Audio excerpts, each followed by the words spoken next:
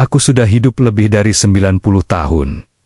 Dan sebelum kau mendengarkan satu kalimat pun dariku, izinkan aku memperingatkanmu, apa yang akan kau dengar ini tidak nyaman. Ini bukan cerita yang akan membuatmu merasa pintar. Ini bukan kalimat manis yang akan menenangkan hatimu. Ini adalah cerita yang mungkin membuatmu mempertanyakan keputusan terbesar dalam hidupmu. Karena aku akan mengatakan sesuatu yang jarang sekali dikatakan dengan jujur. Banyak orang menghancurkan hidupnya bukan karena nasib buruk, tapi karena keputusan yang dianggap normal. Keputusan yang dirayakan, keputusan yang dipuji, keputusan yang diwariskan, tanpa pernah diuji. Aku ingin kau bertanya sekarang. Sebelum terlambat, apakah hidup yang sedang kau bangun benar-benar milikmu? Atau hanya hasil dari mengikuti skrip orang lain? Karena jika kau menjalani hidup di jalur otomatis, kau tidak sedang membuat pilihan. Kau sedang menyerahkan masa depanmu. Dan yang paling mengerikan, kau baru menyadarinya ketika waktumu sudah habis. Sebelum lanjut ke isi cerita, jangan lupa klik tombol subscribe, supaya aku tetap dapat memberikan informasi tentang investasi dan informasi keuangan yang dapat membantu kehidupanmu, supaya kamu dapat terhindar dari kemiskinan yang abadi. Aku tahu apa yang selama ini kau dengar, beli rumah secepat mungkin, cicilan itu investasi. Kalau belum punya rumah, hidupmu belum mapan. Aku juga tumbuh dengan cerita-cerita itu. Cerita yang diwariskan turun-temurun, diceritakan dengan penuh keyakinan, seolah-olah siapapun yang mempertanyakannya adalah orang bodoh yang tidak paham hidup. Tapi izinkan aku bertanya sesuatu padamu, dan jawab dengan jujur, bukan dengan kebiasaan. Jika membeli rumah selalu keputusan finansial terbaik, mengapa begitu banyak orang yang sudah mencicil rumah selama puluhan tahun tetap hidup dari gaji ke gaji? Mengapa mereka bekerja lebih keras setiap tahun, tetapi ruang gerak hidup mereka justru semakin sempit? Dan pertanyaan paling mengganggu, kalau rumah benar-benar membuatmu bebas secara finansial, mengapa kau merasa semakin terikat setelah memilikinya? Aku tidak menentang rumah. Aku menentang pemikiran otomatis. Aku menentang keputusan finansial besar yang dibuat tanpa logika, hanya karena semua orang juga melakukannya.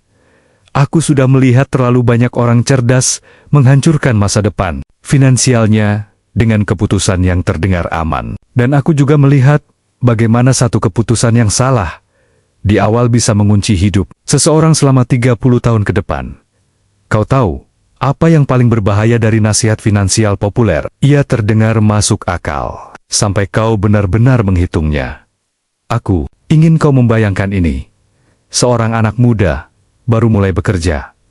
Gajinya belum besar, tapi mimpinya banyak. Lalu datanglah nasihat suci itu. Daripada sewa, mending beli rumah. Ia mengambil cicilan.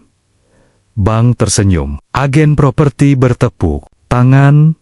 Keluarga bangga. Lalu apa yang terjadi? Setiap bulan, sebagian besar pendapatannya mengalir keluar. Bukan untuk investasi produktif. Bukan untuk peluang. Tapi untuk bunga, pajak, perawatan, dan kewajiban. Dan tanpa disadari, ia baru saja menukar fleksibilitas hidupnya dengan sebuah simbol status. Sekarang tanyakan ini pada dirimu sendiri. Apakah keputusan itu dibuat karena perhitungan jangka panjang, atau karena ketakutan dianggap tertinggal? Aku sudah hidup cukup lama untuk tahu satu hal. Kebanyakan orang tidak miskin karena kurang bekerja keras. Mereka miskin karena mengambil keputusan besar dengan alasan yang salah. Dan disinilah ceritaku benar-benar dimulai. Aku bukan lahir kaya. Aku bukan jenius yang selalu benar. Aku bukan orang yang hidup tanpa kesalahan. Aku pernah bangkrut. Aku pernah kehilangan hampir segalanya. Aku pernah merasakan bagaimana rasanya membangun hidup dari nol, bukan dari teori. Justru karena itulah, aku belajar satu prinsip yang kemudian menjadi fondasi hidupku. Hindari kesalahan besar, lebih penting daripada mengejar kemenangan besar. Banyak orang ingin cepat kaya, aku hanya ingin tidak bodoh. Kau mungkin mengenalku sebagai orang tua berkacamata tebal yang duduk di samping Warren Buffett. Tapi jauh sebelum semua itu, Aku hanyalah seorang pria yang mencoba memahami satu hal sederhana. Bagaimana uang sebenarnya bekerja, bukan seperti yang diceritakan orang, tapi seperti yang terjadi di dunia nyata. Aku melihat teman-temanku mengejar gaya hidup sebelum mereka membangun pondasi. Aku melihat orang-orang pintar terjebak dalam kewajiban jangka panjang yang mereka tidak pahami sepenuhnya. Dan aku memilih jalan yang membosankan, jalan yang tidak terlihat keren, jalan yang hampir tidak pernah dibicarakan di seminar motivasi. Aku menunda, aku menahan diri, aku hidup di bawah kemampuan. Dan izinkan aku bertanya padamu, kapan terakhir kali kau melihat orang kaya sejati memamerkan keputusannya? Selama puluhan tahun 2009 aku tidak tertarik terlihat sukses. Aku tertarik menjadi aman secara finansial. Ada perbedaan besar di sana. Aku tidak mengejar rumah besar lebih awal. Aku tidak mengejar simbol, sudah jadi. Aku mengejar rasionalitas. Aku menghabiskan waktu membaca, berpikir, dan menunggu peluang yang benar-benar masuk akal. Menunggu saat di mana uangku bisa bekerja lebih keras daripada aku. Kau tahu, apa yang paling sulit dari strategi ini? Bukan kurangnya uang, tapi menahan ego. Saat semua orang di sekitarmu naik level, membeli ini dan itu, ada dorongan kuat untuk ikut serta. Dorongan untuk membuktikan bahwa kau juga berhasil. Aku belajar mengabaikan dorongan itu karena aku bertanya pada diriku sendiri setiap kali akan mengambil keputusan besar. Apakah ini membuatku lebih bebas? 5, 10, 20 tahun ke depan, atau justru mengikatku, dan kebanyakan keputusan yang tampak aman di permukaan ternyata adalah jebakan. Dalam jangka panjang, aku tidak anti rumah. Aku anti keputusan tanpa berpikir. Aku tidak mengatakan semua orang salah. Aku mengatakan kebanyakan orang tidak menghitung sampai tuntas. Kau mungkin bertanya, kalau bukan rumah, lalu apa yang kau lakukan selama 30 tahun? Pertanyaan yang bagus. Tapi sebelum aku menjawabnya, ada satu hal yang harus kau pahami tentang diriku. Aku tidak pernah percaya bahwa kekayaan dibangun dari satu keputusan besar yang dramatis. Aku percaya kekayaan dibangun dari serangkaian keputusan kecil yang konsisten dan masuk akal. Dan rumah seringkali adalah keputusan besar yang dibuat terlalu dini, dengan pemahaman yang terlalu dangkal. Kau tahu apa yang membuat pendapatku terdengar kontroversial? Aku berani mengatakan bahwa sesuatu yang dicintai banyak orang tidak selalu bekerja seperti yang mereka bayangkan. Dan aku akan terus mengatakan ini, meskipun tidak populer. Jika sebuah keputusan membuatmu tidur nyenyak hanya karena semua orang melakukannya, itu bukan jaminan bahwa keputusan itu benar. Sekarang izinkan aku mengakhiri bagian ini dengan beberapa pertanyaan yang mungkin akan terus terngiang di kepalamu. Apakah kau ingin terlihat mapan atau benar-benar aman secara finansial? Apakah kau membeli rumah karena strategi atau karena cerita yang diwariskan tanpa pernah kau uji?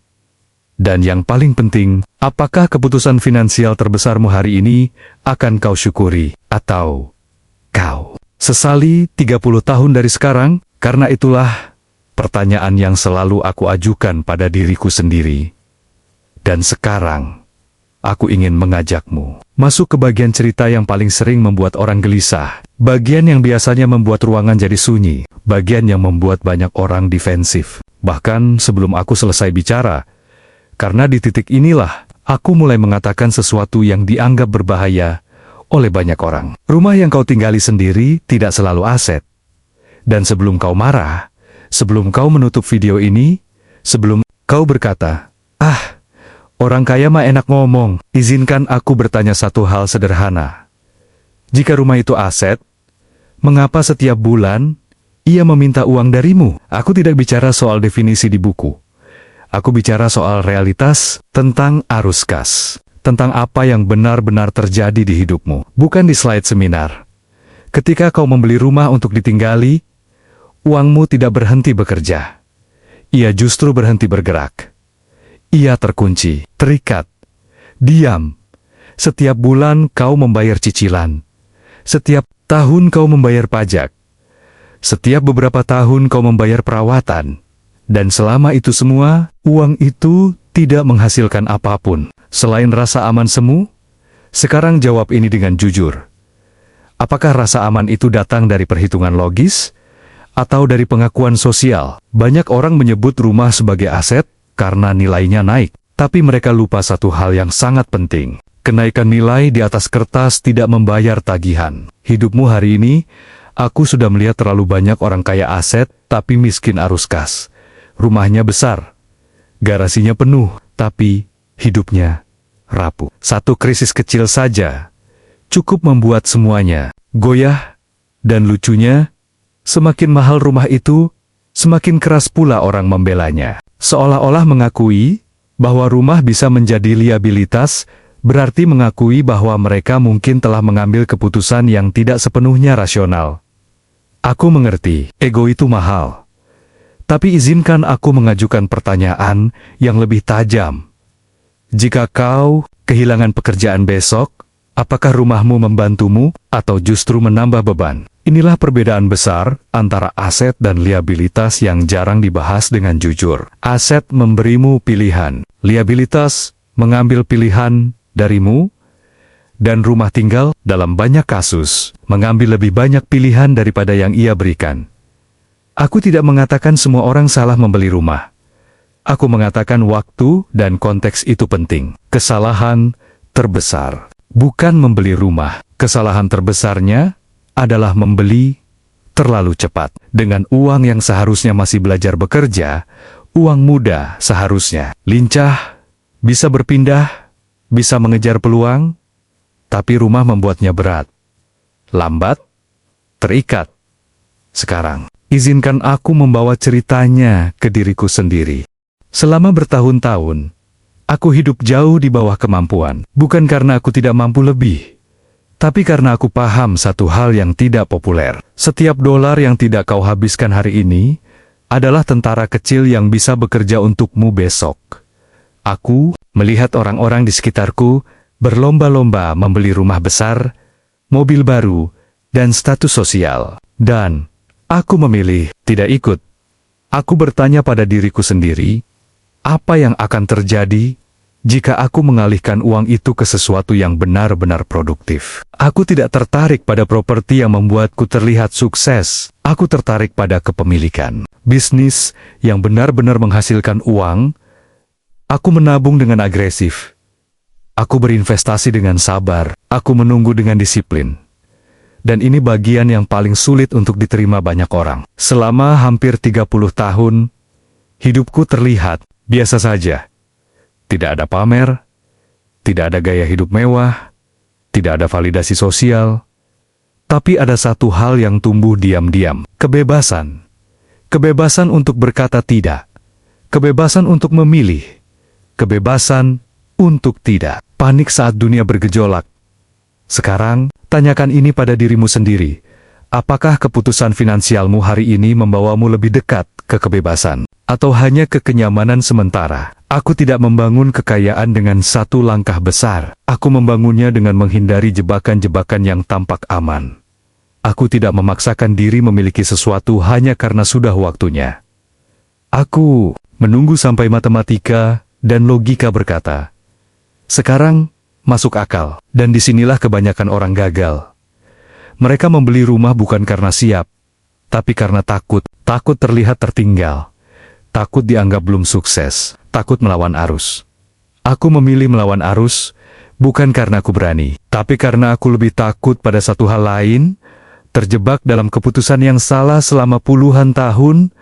Aku tahu ini terdengar tidak romantis, tidak inspiratif, tidak cocok dijadikan poster motivasi, tapi aku tidak pernah tertarik pada cerita indah. Aku tertarik pada hasil jangka panjang, dan sekarang, izinkan aku meninggalkanmu dengan beberapa pertanyaan yang mungkin akan mengganggumu. Tapi justru itu tujuannya.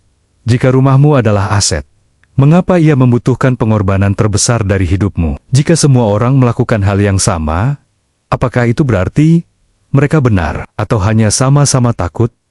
Dan yang paling penting, apakah uangmu hari ini bekerja untukmu? Atau kau bekerja lebih keras untuk mempertahankan keputusan masa lalu? karena disitulah perbedaan antara hidup yang terlihat aman dan hidup yang benar-benar bebas.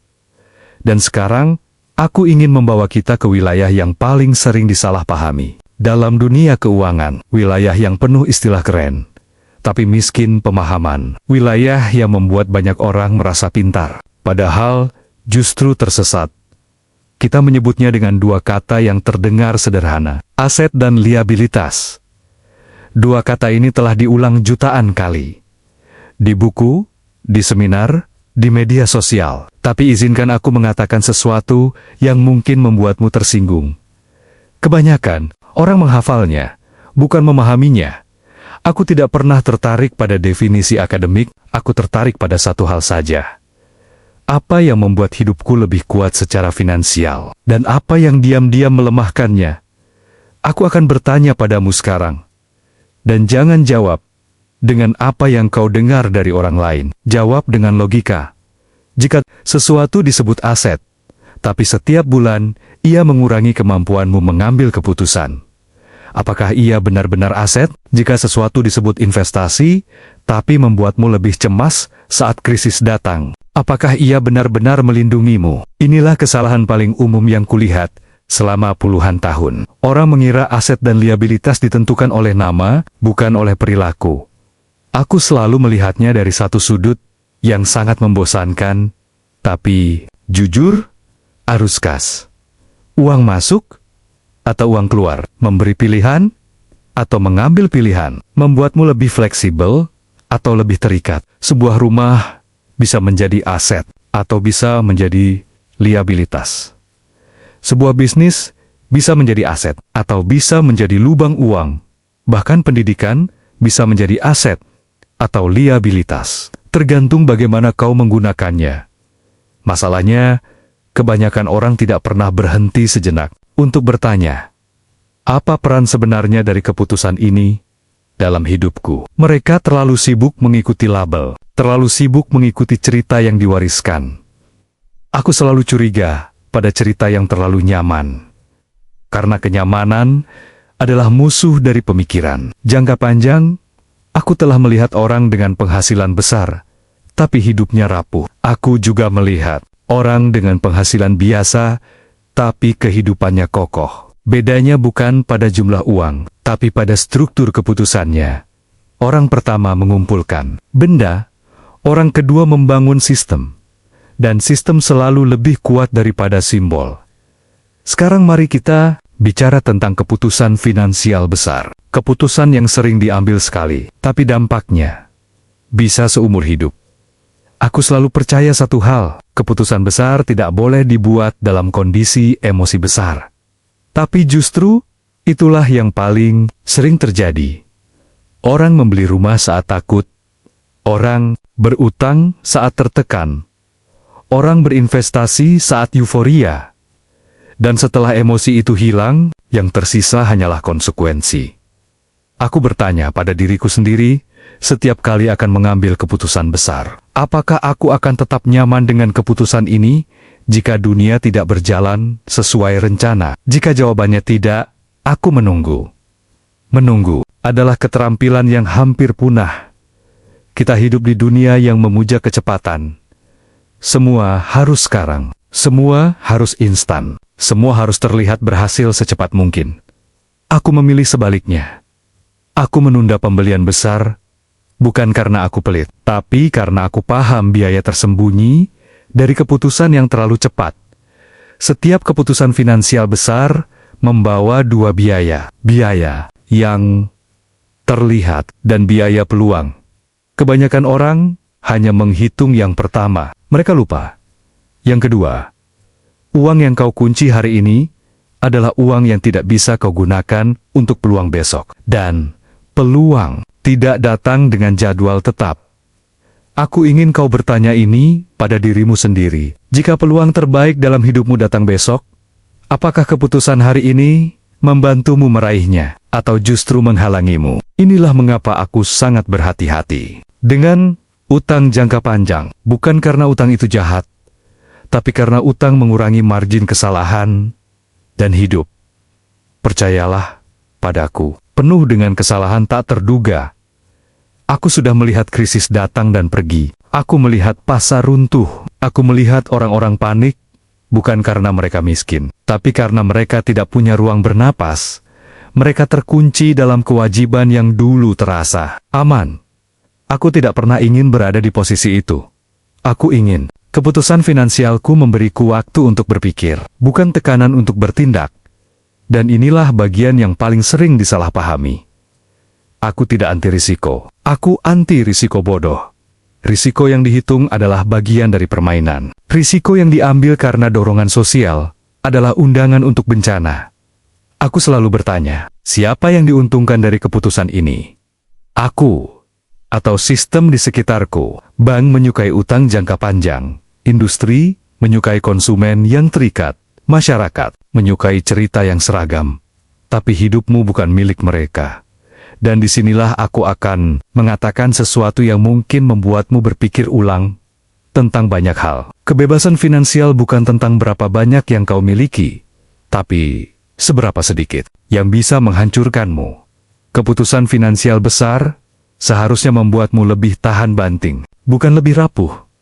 Sekarang izinkan aku meninggalkanmu dengan beberapa pertanyaan yang tidak perlu kau jawab hari ini, tapi sebaiknya kau renungkan. Apakah keputusan terbesarmu diambil karena perhitungan atau karena tekanan? Apakah asetmu memberimu arus kas atau hanya ilusi keamanan? Dan jika dunia berubah drastis besok, apakah struktur hidupmu akan bertahan atau runtuh? Karena pada akhirnya, kekayaan sejati bukan tentang apa yang kau pamerkan, ia tentang ketenangan saat keadaan tidak berjalan sesuai rencana.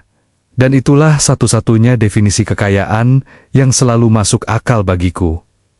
Dan jika kau sudah sampai di titik ini, maka izinkan aku mengatakan sesuatu dengan jujur. Kebanyakan orang tidak gagal membangun kekayaan karena kurang pintar. Mereka gagal karena tidak tahan menjalani proses yang benar. Aku ingin kau memahami satu hal yang sangat penting, sesuatu yang jarang sekali dibicarakan. Karena tidak laku dijual. Kekayaan nyata dibangun dengan cara yang membosankan. Tidak ada lonjakan dramatis, tidak ada keputusan heroik, tidak ada momen sekali jalan langsung berubah hidup. Yang ada hanyalah disiplin yang diulang, keputusan kecil yang konsisten, dan keberanian untuk berkata tidak pada hal-hal yang menggoda, tapi merusak. Aku membangun kekayaan bukan dengan mencari cara paling cepat, tapi dengan menghindari cara paling bodoh. Aku menghindari utang yang tidak perlu. Aku menghindari gaya hidup yang harus dipertahankan. Aku menghindari keputusan yang membuatku bergantung pada satu skenario ideal.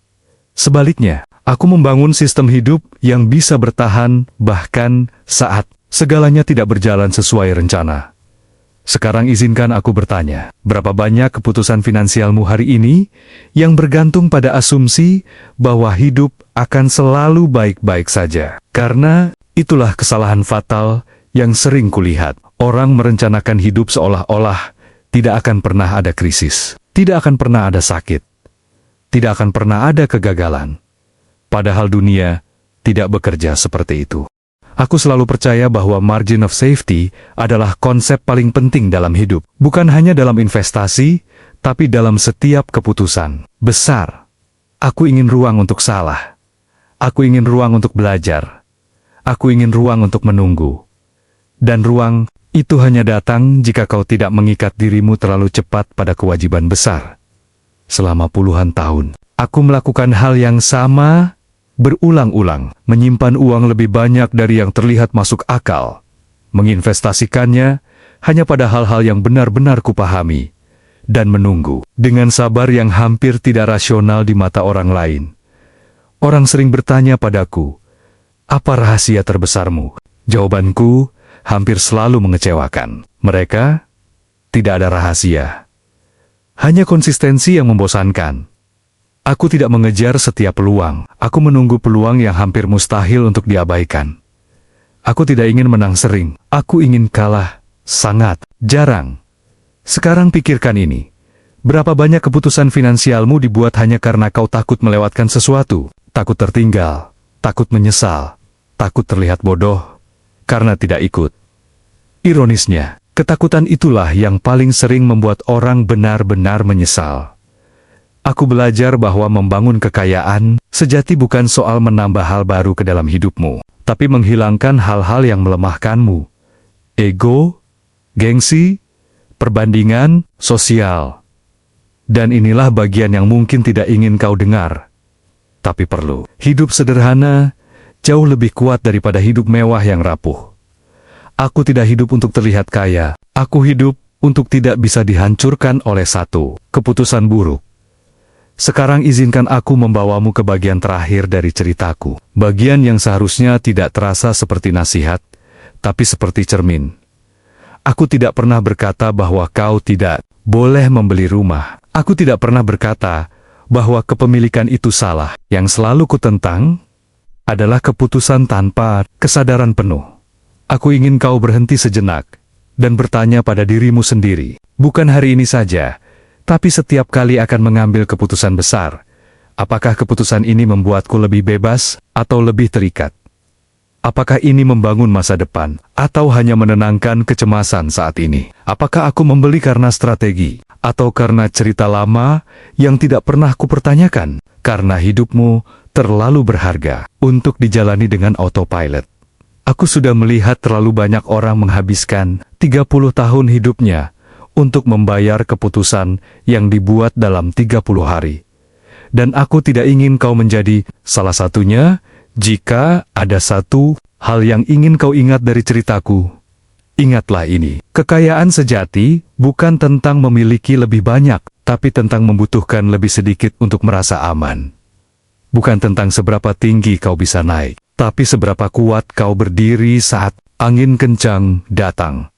Sekarang pertanyaan terakhir untukmu, dan mungkin ini pertanyaan paling penting dari semuanya. Jika kau melihat kembali hidupmu 20 atau 30 tahun dari sekarang, keputusan apa yang ingin kau syukuri hari ini? Dan keputusan mana yang diam-diam kau ambil hanya karena semua orang melakukannya? Karena pada akhirnya, hidup bukan tentang mengikuti jalan paling ramai.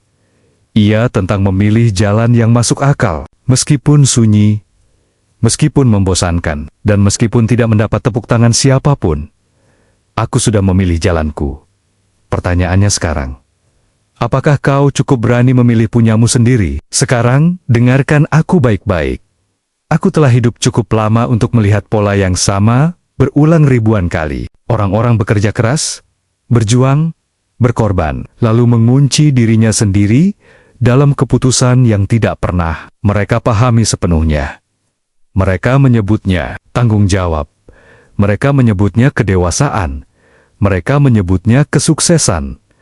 Padahal sering kali itu hanyalah ketakutan yang dibungkus rapi, takut berbeda, takut tertinggal, takut dianggap gagal. Dan ketakutan itu mahal, sangat mahal. Aku ingin mengatakan sesuatu yang mungkin akan membuatmu terdiam. Tidak semua pengorbanan itu mulia. Ada pengorbanan yang bijak, ada pengorbanan yang perlu, dan ada pengorbanan yang sebenarnya hanyalah kesalahan yang dipertahankan terlalu lama karena gengsi. Banyak orang mengorbankan kebebasan masa depannya demi kenyamanan hari ini. Mereka menukar pilihan dengan ilusi keamanan. Dan yang paling tragis, mereka bangga melakukannya. Aku tidak menyalahkan mereka. Sistem memang dirancang seperti itu. Masyarakat memuja stabilitas palsu. Industri memuja konsumen yang terikat. Cerita sukses yang paling sering dibagikan adalah cerita yang paling mudah ditiru. Bukan yang paling masuk akal. Tapi hidup tidak peduli pada cerita. Hidup hanya peduli pada konsekuensi. Aku belajar sejak dini bahwa menghindari kebodohan jauh lebih penting daripada mengejar kejeniusaan. Kau tidak perlu menjadi luar biasa untuk hidup sejahtera. Kau hanya perlu berhenti melakukan hal-hal yang jelas-jelas melemahkanmu. Namun itulah yang paling sulit, karena kebodohan terbesar seringkali tampil dalam bentuk yang sangat sopan, sangat umum, dan sangat diterima. Aku melihat orang-orang mengikat 30 tahun hidupnya untuk satu keputusan yang dibuat dalam tekanan sosial 30 hari. Aku melihat mereka bangun setiap pagi bukan dengan rasa syukur, tapi dengan kecemasan yang tidak pernah mereka akui. Dan ketika aku bertanya, apakah semua ini sepadan? Mereka menjawab dengan kalimat yang paling menyedihkan yang bisa diucapkan manusia dewasa. Ya mau bagaimana lagi? Kalimat itu adalah tanda kekalahan. Aku tidak pernah percaya bahwa hidup harus dijalani dengan pasrah. Aku percaya hidup harus dijalani dengan kesadaran penuh, dengan mata terbuka, dengan keberanian untuk bertanya, apakah ini masuk akal? Aku tidak mengatakan hidup harus mudah. Aku mengatakan hidup tidak seharusnya dibuat lebih sulit oleh keputusan yang tidak perlu.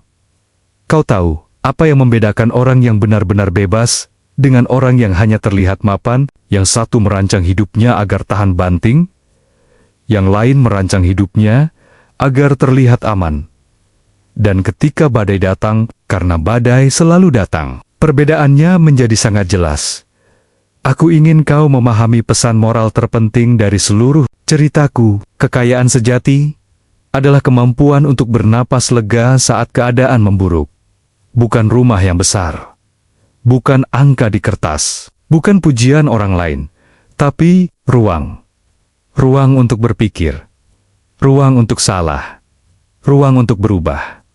Dan ruang itu hanya dimiliki oleh orang-orang yang berani menunda kesenangan, menolak tekanan sosial, dan memilih jalan yang masuk akal meski sunyi. Aku tahu jalan itu tidak populer, aku tahu jalan itu sering terasa sepi, tapi percayalah, jalan itulah yang paling jarang membawa penyesalan. Jika ada satu hal yang ingin kutinggalkan padamu, ini bukan nasihat finansial. Ini adalah peringatan hidup. Jangan bangun hidup yang mengharuskanmu terus berlari hanya untuk bertahan. Jangan bangun hidup yang membuat satu kesalahan kecil terasa seperti akhir segalanya. Dan jangan pernah menyerahkan keputusan terpentingmu pada tradisi yang tidak pernah diuji oleh logika. Karena pada akhirnya, hidup bukan tentang seberapa keras kau bekerja, tapi tentang seberapa bijak kau memilih. Dan pilihan terpenting bukanlah apa yang kau beli, melainkan apa yang kau ikatkan pada hidupmu. Untuk waktu yang sangat lama, aku sudah mengatakan bagianku. Sekarang, giliranmu bertanya pada dirimu sendiri. Dengan jujur, apakah hidup yang sedang kau bangun benar-benar menguatkanmu?